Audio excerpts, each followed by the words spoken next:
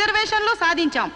Chairman లాంటి మగ పదాలను చైర్పర్సన్ అనేలా ఆడా మగకి వర్తించేలా మార్పించాం. ఎంత సాధించినా ఆడదాన్ని తమలపాకుల కట్టగానే చూస్తున్నారు, తల్లో పువ్వుగానే చూస్తున్నారు. ఉదాహరణకి ఆడది ఒక్కతే రోడ్డు పక్కనున్న టీ కొట్టుకెళ్లి టీ తాగితే ఇది లాడ్జింగ్ కేసు అని అంటారు. దీనికి కారణం ఏంటంటే ఒకప్పట్లో మనకు పోరాడే నాయకురాలు లేకపోవడమే. ఒక అనీ బెసెంట్, ఒక దుర్గాబాయ్ దేశ్ముఖ్, ఒక సరోజినీ నాయుడు, ఒక ఇందిరాగాంధీ మళ్ళీ మన కోసం పుట్టాలి. అసలు నన్ను అడిగితే ఈ జన్మలో దళితులకు ఎంతో సేవ చేసిన అంబేద్కర్ ఈసారి స్త్రీల కోసం ఆడదానిగా పుట్టి రాజ్యాంగం తిరగరాయాలి, మనకు 50% రిజర్వేషన్లు కల్పించాలి. అప్పుడు రిజర్వేషన్ల ద్వారానే మనం పైకొచ్చామని చులకనగా చూస్తారు. అయినా మగాడు ఆడది ఒకరినొకరు అర్థం చేసుకుంటే ఈ భేదాలెందుకు, ఈ వాదాలెందుకు? ఎవరెంత ఎదిగినా కనాల్సింది ఆడదే, కారకుడు మగాడే. ఈ సత్యం తెలుసుకుని ఒకరినొకరు గౌరవించుకుంటే చాలు. మగాడు ఆడదాన్ని గౌరవించడం అటుంచి అడగదొక్కుతున్నాడు. మనం మగాళ్ల కాళ్ళు నొక్కడాలు, పని మనిషిగా చాకరీలు చేయడాలు అవన్నీ మానేయాలి. మనకి స్వేచ్ఛ కావాలి. మగాళ్ళు మనకి చేస్తేనే మనం వాళ్ళకి చేయాలి. వాళ్ళు అసలు లెక్క చేయకూడదు. అప్పుడే వాళ్ళు మన దారికి వస్తారు. Correct correct, super correct.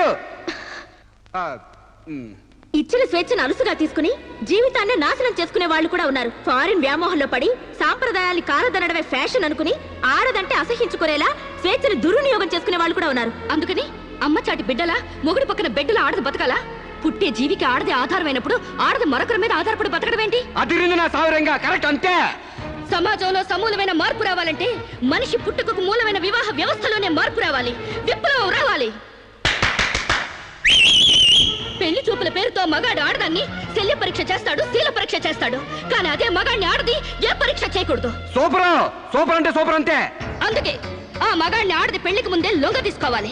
ఆ మగాడి ఇంట్లోనే ఆడది పెళ్లి చూపులు ఏర్పాటు చేసుకోవాలి. ఆ మగాడి టోపీ కింద ఉన్నది జుట్టో, బట్టతలో, విగ్గో తెలుసుకోవాలంటే, ఆ కళ్ళ జోడు వెనకున్నది గాజు కన్నో, మెల్ల కన్నో, గుడ్డి కన్నో తెలుసుకోవాలంటే, ఆ వంకర కాలో, చెక్క కాలో తెలుసుకోవాలంటే ఆ ఆడది ఆ మగాడిని పెళ్లికి ముందే పరీక్షించాలి. లేకపోతే ఆడది బెడ్రూమ్ లో ఏ చిరంజీవినో నాగార్జున ఊహించుకుంటూ కాపురం చేస్తుంది. అయ్యి బాబు, ఇది అసలు సూపర్ అండి బాబు. ఈ డైలాగులు ఉపన్యాసాల్లో చప్పట్లకు మాత్రమే పనికొస్తాయి. ఈ విపరీతమైన ధోరణులే మనకి విలువ లేకుండా చేస్తున్నాయి. సాంప్రదాయకంగా పెళ్లి చేసుకున్న మా ముత్తాత సంతోషంగా ఉండేవారు. మా తాత ఇంకా సంతోషంగా ఉండేవారు. మా నాన్న ఇంకా ఇంకా సుఖంగా బతికారు. వాళ్ళు పెళ్లాలతో ఆనందంగా కాపురాలు చేసుకోలేదా? వాళ్ళ భార్యలు ఎవరితోనైనా లేచిపోయారా? లేకపోతే ముందుగానే పరీక్షలు జరిపించి పెళ్లిళ్ళు చేసుకున్నారా? మా తాత, మా ముత్తాతని మగాడి వైపు నుంచి చూస్తున్నావు గాని మీ అమ్మమ్మ, మీ నానమ్మ అని వాళ్ళ సైడ్ నుంచి ఆలోచించావా? మొగుడయ్యాడు కాబట్టి చచ్చినట్టు అడ్జస్ట్ అయ్యి ఎందరో బతుకుతున్నారు. మగడు లేని మగాళ్ళ వల్ల ఎందరో గొట్టాళ్ళుగా బతుకుతున్నారు. మొగుడికి తెలియకుండా చాటుగా ఎందరో పక్క వాళ్ళతో దొంగ కాపురాలు చేస్తున్నారు. ఆ మాటకొస్తే గర్భసంచి లేని ఆడాళ్ల వలన ఎంతమంది మగాళ్ళు సంతానం లేక పున్నామ నరకానికి పోలేదు? అందవిహీనమైన భార్యలతో ఎంతమంది మగాళ్ళు అడ్జస్ట్మెంట్ లైఫ్ అనుభవించడం లేదు? వాళ్ళంతా వాళ్ళ పెళ్లాల్ని వదిలేయాలనేనా నీ ఉద్దేశం? అందుకే పెళ్లి చూపుల ఆచారాల్ని పూర్తిగా మార్చేయాలని గొంతు తెచ్చుకునేది. ఎండ కాస్తుంటే గొడుగేసుకోవాలి గాని ఆకాశానికి అడ్డు కడతావా? సూర్యుని పగలు కొడతావా? అంతకన్నా వెర్ర ఆలోచన మరొకటి లేదు. మగాళ్ళలో మార్పు కోసం పవిత్రమైన ఆ పెళ్లి ఆచారాన్ని నాశనం చేసుకుంటావా? కాన్పు ముందు నొప్పులు, మార్పు కోసం కష్టాలు తప్పవు. నొప్పుల కోసం భయపడితే జననాలుండవు, కష్టాల కోసం వెనక్కి తగ్గితే సుఖాలుండవు. ఆచరణకి సాధ్యం కాని వాటి గురించి ఆలోచించడమే వ్యర్థం. ఆచరణలో పెట్టి చూపిస్తాను. చెప్పడం తేలికే గాని చెయ్యడం కష్టం. నేను చెప్పింది చేసి చూపిస్తాను. ఈ వివాహ వ్యవస్థనే మారుస్తాను. పెళ్లికి ముందే ఒక మగాడితో డేటింగ్ చేసి అతను అన్ని విధాలా నాకు నచ్చితేనే అతన్ని పెళ్లి చేసుకుంటాను. నీ తలతిక్క పిచ్చి పనులు కొప్పుకోవడానికి ఇదేం ఫారెన్ కాదు, ఇండియా. అక్కడి దాకా ఎందుకే? ఇప్పుడే ఒప్పిస్తాను. సాంబశివరావు, నాతో డేటింగ్ చేస్తావా? మీరు చెప్పిందా రైటు, మీ వెనకాల రైటు. డేటింగ్ అంటే ఏంటమ్మా? పెళ్లికి ముందు ఒకరి ఇష్టాల గురించి మరొకరు తెలుసుకోవడానికి కలిసి ఉండడం, అదే డేటింగ్. ఇదేంటిది కొత్తగా ఉంది? ఇది కొత్తగా నేను కనిపెట్టిందేం లేదు. డేటింగ్ అనేది ఫారెన్ లో ఎప్పటి నుంచో ఉంది. సాంబశివరావు, ఒప్పుకుంటున్నావా? శిరీష్ గారు ఏం చెప్పినా నేను కాదనండి. చూసావా, అప్పుడే మార్పు తేవడం స్టార్ట్ చేశాను. అంటే పెళ్లికి ముందే మీరు ఒకే ఇంట్లో కాపురం చేస్తారనమాట. ఒకరి పక్కన ఒకరు పడుకుంటారనమాట. ఒకరింగిలో ఒకరు తింటారనమాట. ఆఫ్ కోర్స్, మేమిద్దరు 6 నెలల పాటు ఒకే ఇంట్లో ఉంటాం. ఆ తర్వాత ఒకళ్ళొకళ్ళు ఇష్టపడితే పెళ్లి చేసుకుంటాం, లేకపోతే విడిపోతాం. విధవకి బొట్టు పెట్టాలన్నంత సులభం కాదు ఈ పని. ఇంతమంది ముందు నోటికొచ్చినట్లు వాగి ఇప్పుడు పరువు పోతుందన్న తాపత్రయంతో సరే అంటున్నాం. ఆ తర్వాత నేనెప్పుడన్నానంటే కావాలంటే అగ్రిమెంట్ మీద సైన్ చేస్తాను. కస్తూర్బాయ్ గారు, అగ్రిమెంట్ రెడీ చేయండి. పెళ్లి పేరుతో ఒకరంటే ఒకరు పడక ఒకే కప్పు కింద అయిష్టంగా కాపురం చేసే ఎంతో మందికి మా కలయిక ఒక చెంపదెబ్బ కావాలి. భారతీయ వివాహ వ్యవస్థకే కనువిప్పు కావాలి. పండించవలసిందిగా కోరుతున్నాను. పండించేది వరి, పుట్టింది ఈస్ట్ గోదావరి. శిరీషమ్మ గారు చెప్పింది చాలా కరెక్ట్. పెళ్లికి ముందే మొగాన్ని టెస్ట్ చేసి పెళ్లి చేసుకోవాలి. ఎందుకంటేనండి, సపోజ్ నేను ఉన్నానండి, నాకు చాలా పర్సనాలిటీ ఉంది, మంచి దమ్ము ఉంది, మీసం ఉంది, బాడీ కూడా ఉంది. మరి లోపలికి వెళ్తే నాకు మగతనం ఉందో లేదో మీరు ఎవరైనా చెప్పగలరా? నా నరాల్లో కరెంట్ ఉందో లేదో మీరు చెప్పగలరా? కాబట్టి మేడం గారు చెప్పిన డేటింగ్ పెళ్లికి నా ఓటు ముద్ర. జై మేడం, జై జై మేడం, జై మేడం, జై జై మేడం, జై జై మేడం, జై జై మేడం. పెళ్లికి ముందు ఇద్దరు కలిసుండి ఒకరినొకరు ఇష్టాయిష్టాలను తెలుసుకుని 6 నెలల కాల పరిమితి దాటిన తర్వాత నచ్చితే పెళ్లి చేసుకుంటాం, లేదంటే విడిపోతాం. డేటింగ్ అనబడే ఈ ప్రక్రియను మేమిద్దరం స్టేజీ మీద ఉన్న పెద్దల సాక్షిగా, సభలోని జనాల సాక్షిగా సమ్మతిస్తున్నాం. సంతకాలు పెట్టండి.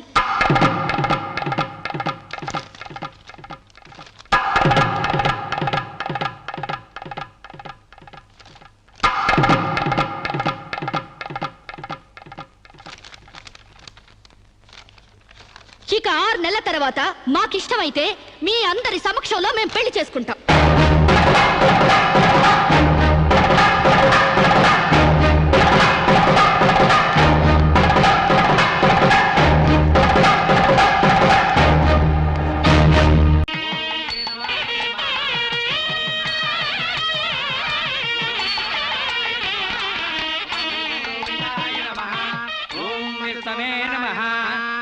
ప్రేత పిండ ప్రధానే చదువుతున్న తద్దిన మంత్రం ఇది పెళ్లి. ఈ దిక్కుమాలిన పెళ్లికి రావాల్సింది అసలు మనం కాదయ్యా, మంత్రసాం. ఏ నిమిషంలో పురుటి నొప్పులు వచ్చేస్తాయో ఏమో. ఈ పెళ్లి క్యాన్సిల్ చేసుకుని బిడ్డ బారసాల రోజున మ్యారేజ్ ఫిక్స్ చేసుకుని బిడ్డతో సాక్షి సంతకం చేయించుకుంటుందో ఏమో. నువ్వు కానీ సోఫాలో పెళ్ళేంటి విడ్డూరం కాకపోతేను. ఒకసారి శోభన మంచం ఎక్కాక సోఫాలో కట్టుకుంటే ఏంటి, స్టోర్ రూమ్ లో కట్టుకుంటే ఏంటి. అయినా నా వరకు నాకు ఈ పద్ధతి బాగా నచ్చిందమ్మా. కోరుకున్న కుర్రాళ్ళు విషయం ఉందో వీక్నెస్ ఉందో తెలుసుకుని కట్టుకుంటుంది. మరే లేకపోతే తీరా చేసుకున్నాక తాళిగట్టినోడు తడిగుడ్డగాడైతే గాడిపోయి ఆరిపోవు. అమ్మా, ఈ డేటింగ్ పెళ్లి ఉందని నాకు ముందు తెలియదు. తెలిస్తే నేను కూడా ఇలాగే చేసుకునేదాన్ని. చూడటానికి శోభన్ బాబులా ఉన్నాడని, కరెంట్ ఆఫీసులో పనిచేస్తున్నాడని కట్టుకున్నా. తర్వాత తెలిసింది ఆయన బాడీలోనే కరెంట్ లేదని. నా కాలం కలిసి వచ్చి హార్స్ పవర్ ఉండే మగాన్ని కట్టుకున్నాను గాని లేకపోతే గోడలు దోకాల్సి వచ్చుండేది. చదివిన తూతులు చాలు కానీ వాళ్ళ చేత పీపీ ఎనిమిచ్చి పుష్టి కట్టించే పప్పును తినేయచ్చు.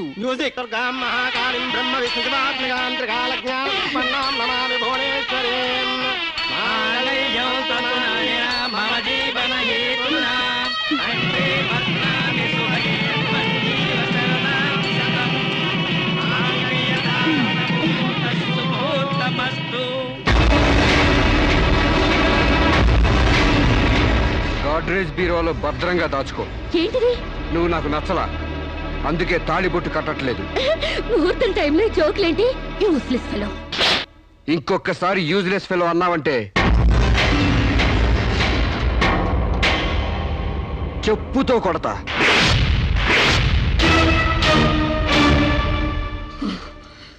ఏమన్నా?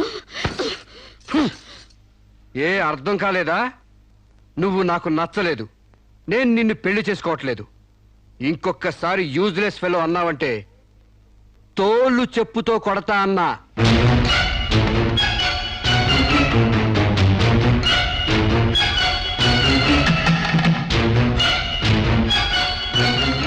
ఆగు బాబా, ఏమైంది?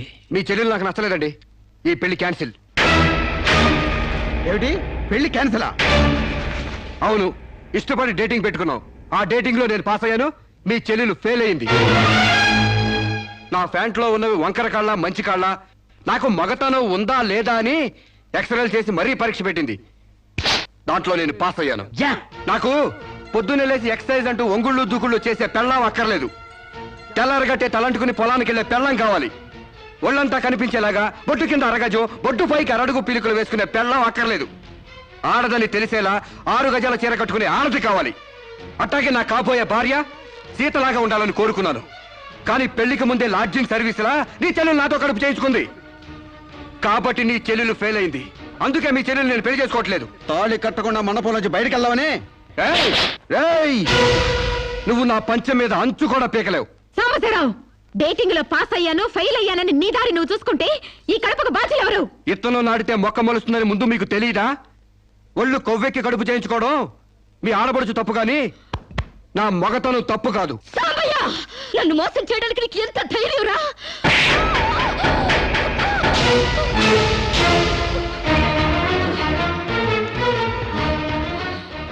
రారా పోరా నువ్వు అంటానికి నేను పడ్డానికి నీకు నాకు ఏంటే సంబంధం? ఉంటే గింటే అక్రమ సంబంధం తప్ప. అగ్రిమెంట్ ప్రకారం మనం 6 నెలల పాటు డేటింగ్ చేయాలి. ఇద్దరు ఒకరికొకరు నచ్చితే పెళ్లి చేసుకోవాలి, లేకపోతే విడిపోవాలి.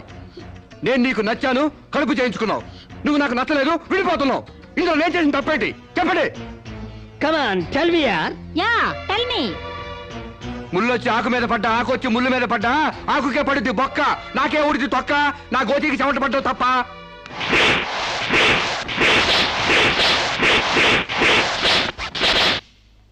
నాన్న సీన్ అర్థమైంది కదా? అర్థమైంది. అయితే టాటా చెప్పొచ్చాయి. సారీ యార్, take it easy, don't feel uneasy. All the best, bye bye, see you.